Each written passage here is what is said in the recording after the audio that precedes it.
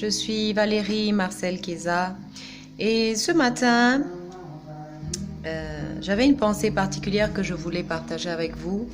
Il s'agit de l'amour de Dieu pour nous en fait.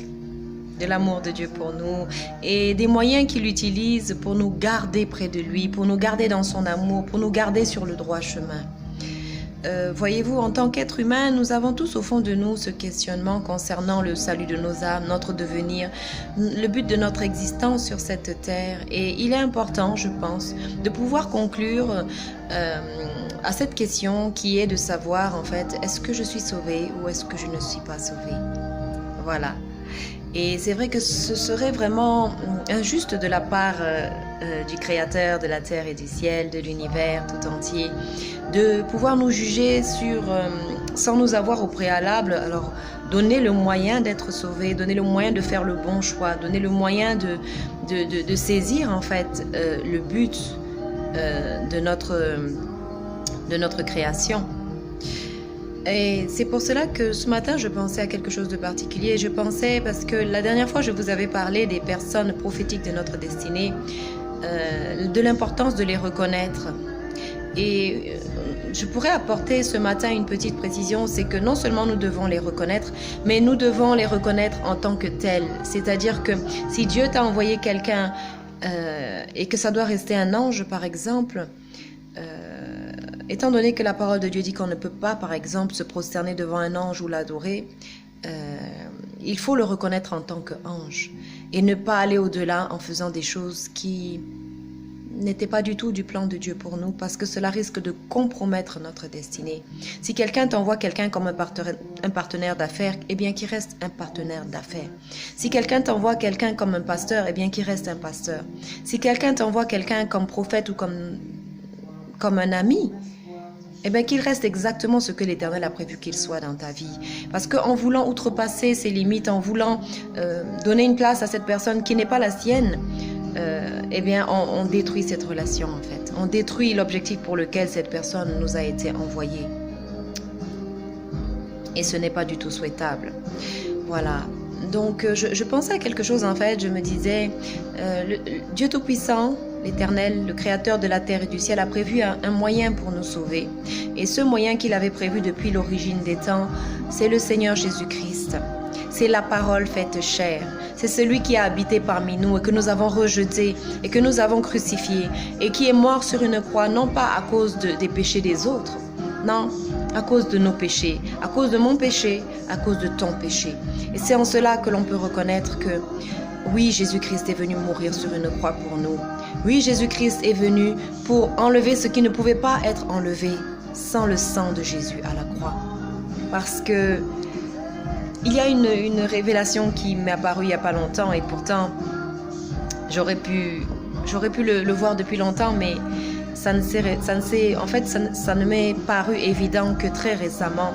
C'est que le Seigneur Jésus n'était pas un être comme les autres. Ce n'était pas un être humain simplissime. Parce que ce n'était pas un être qui avait péché. Et des yeux d'un enfant, ce serait facile à reconnaître que c'est le Créateur de la terre et du ciel. Parce que la parole de Dieu dit que tous les êtres humains ont péché et sont privés de la gloire de Dieu. Alors cet être qui n'a jamais péché, c'est bien le Seigneur Jésus et c'est le Sauveur de la terre et du ciel. C'est celui qu'on a prévu pour pouvoir enlever mon péché, pour pouvoir enlever ton péché. Et une fois qu'on a accepté le Seigneur Jésus dans sa vie, qu'on a reconnu qu'en fait, c'est bien le moyen que l'Éternel avait prévu pour nous sauver. Et je dirais même le seul moyen, puisque la parole de Dieu dit qu'il n'y a pas d'autre nom, ni sur la terre, ni sous la terre, ni dans les cieux, par lequel nous puissions être sauvés, que le nom de Jésus-Christ, qui est mort sur une croix, qui a versé son sang pour vous et pour moi, et qui est ressuscité des morts, et qui revient à la fin pour juger les vivants et les morts. Je voulais ce matin vous parler d'un des moyens que l'Éternel a prévu pour nous garder dans notre destinée, pour nous garder tout le long du cheminement. J'aime beaucoup l'attitude de David, qui était un grand guerrier, qui a du mérite en tant que guerrier, en tant qu'être humain, en tant que humainement parlant, il avait une position assez particulière. Il était roi et il avait de l'autorité et il méritait le respect. Mais pourtant, c'est un homme qui est resté très humble. En ce qu'il demandait au Seigneur, il disait au Seigneur, Seigneur, je paraphrase, mais c'est Seigneur, sonde mon cœur. Sonde mon cœur. Vois si je suis sur une mauvaise voie, si je me suis égaré en chemin, et ramène-moi sur la voie de la vérité. Et cette humilité, je pense que c'est une des raisons pour laquelle le Seigneur appelait cet homme qu'on appelle David, le grand guerrier, un homme selon le cœur de l'Éternel, un homme selon le cœur de Dieu. Et il est resté jusqu'à la fin. Voilà. Et donc, je voulais parler d'un de ces moyens que l'Éternel a prévu pour nous garder dans notre destinée, pour nous éviter de déraper, de sortir du plan de Dieu pour nos vies. Je voulais parler de la parole de Dieu. J'ai trouvé dans la parole de Dieu un passage qui m'a beaucoup interpellée et qui parle assez bien d'un de ces moyens spéciaux. J'ai trouvé ce passage dans le livre d'Ézéchiel. Le prophète Ézéchiel qui est dans le chapitre 33 qui parle des dispositions pour une repentance d'Israël. Dieu a prévu la repentance. C'est vrai qu'il n'est pas impossible de s'égarer, il n'est pas impossible de se tromper puisque nous sommes tous humains. Mais il y a des moyens aussi qui nous permettent de revenir sur le droit chemin. Et nous allons nous pencher sur un de ces moyens. Nous allons lire ensemble dans Ézéchiel 33 à partir du verset 1. La responsabilité de la sentinelle. Dieu a prévu des sentinelles. Et nous allons voir de quoi il s'agit. La parole de l'Éternel me fut adressée en ces mots. Fils de l'homme, parle aux enfants de ton peuple et dis-leur, lorsque je fais venir l'épée sur un pays et que le peuple du pays prend dans son sein un homme et l'établit comme sentinelle, si cet homme voit venir l'épée sur le pays, sonne de la trompette et avertit le peuple, et si celui qui entend le son de la trompette ne se laisse point avertir, et que l'épée vienne le surprendre, son sang sera sur sa tête. Il a entendu le son de la trompette et il ne s'est pas laissé avertir. Son sang sera sur lui s'il ne se laisse point avertir.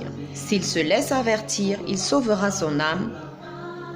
Oui, il sauvera son âme. Si la sentinelle voit venir l'épée et ne sonne pas la trompette, si le peuple n'est pas averti et que l'épée vienne à enlever à quelqu'un la vie, celui-ci périra à cause de son iniquité, mais je redemanderai son sang à la sentinelle. Et toi, fils de l'homme, je t'ai établi comme sentinelle sur la maison d'Israël. Tu dois écouter la parole qui sort de ma bouche et les avertir de ma part. Quand je dis aux méchants, méchant, tu mourras.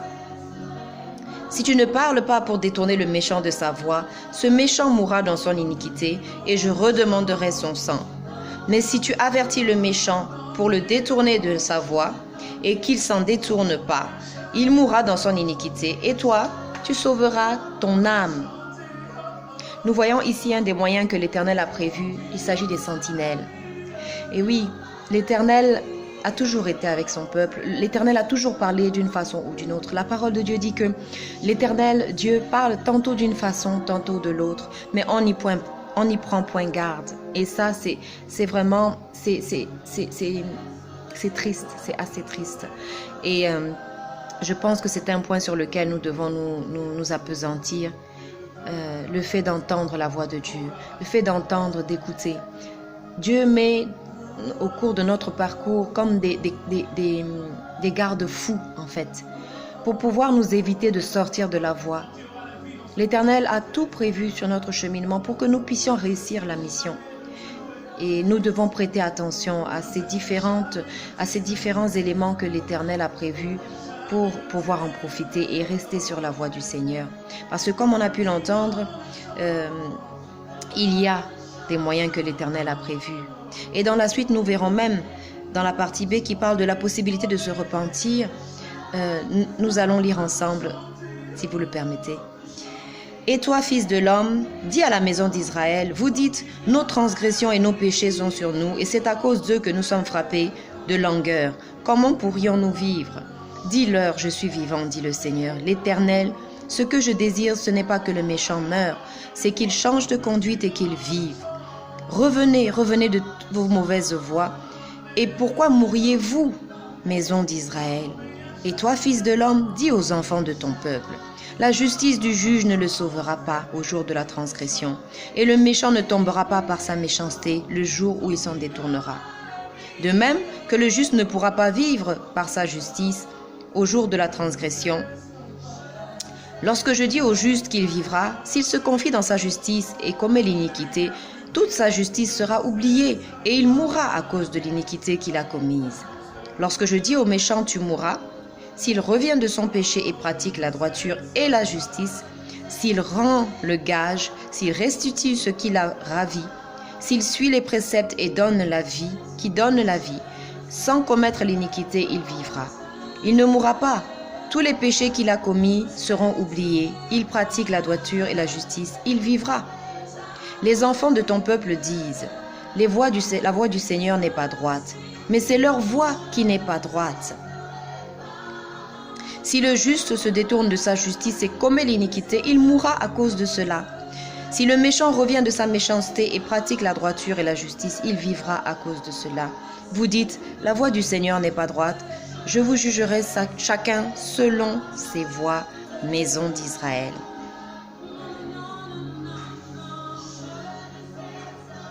Nous voyons donc que le Seigneur a pourvu à des moyens pour pouvoir nous empêcher de sortir de la voie et de rater notre destinée. Nous avons tous les moyens qu'il faut. Il suffit juste d'être humble. Et cette humilité de cœur, David l'avait. Et il a été appelé jusqu'à la fin de sa vie. L'homme selon le cœur de Dieu. Nous voulons être des hommes, des femmes selon le cœur de Dieu. Nous devons garder cette humilité, peu importe notre positionnement, peu importe les miracles, les prodiges que nous pouvons produire. La parole de Dieu dit que sans l'amour, nous ne sommes rien. Nous ne sommes rien, c'est-à-dire que nous pouvons manifester des dons, nous pouvons déplacer des montagnes, nous pouvons faire des choses magnifiques et même beaucoup d'actes de justice et des actes qui seraient acclamés par la terre entière. Mais nous avons besoin de garder ce cœur humble pour pouvoir dire « Seigneur, sonde mon cœur. Voici, je suis sur une mauvaise voie. » Et s'il arrive que quelqu'un vienne sur votre chemin et vous dise « Attention, il y a telle chose qui peut peut-être te causer du souci dans l'avenir ou quelque chose qui pourrait faire que tu perdes ton salut. » Parce que comme on voit, le salut n'est pas définitif. On peut perdre son salut. À force de déraper, à force de sortir des voies du Seigneur, à force de ne pas vouloir entendre ce que l'Éternel a à nous dire, eh bien à un moment donné, on n'entend plus la voix de Dieu. Oui, parce qu'on a rendu notre cœur insensible à ce que l'Éternel voulait nous dire. Et je prie vraiment que personne parmi nous, personne parmi les personnes qui m'entendent, et que moi-même, parce que nous sommes tous humains, nous sommes tous faillibles, mais que nous puissions garder ce cœur pour dire Seigneur, sonde mes voies, sonde mes voies. Si je suis sur une mauvaise voie, ramène-moi sur la voie de la vérité, afin que je vive. Voilà, c'est la pensée que je voulais partager avec vous ce matin. Voilà, alors soyez bénis au nom de Jésus-Christ. Amen.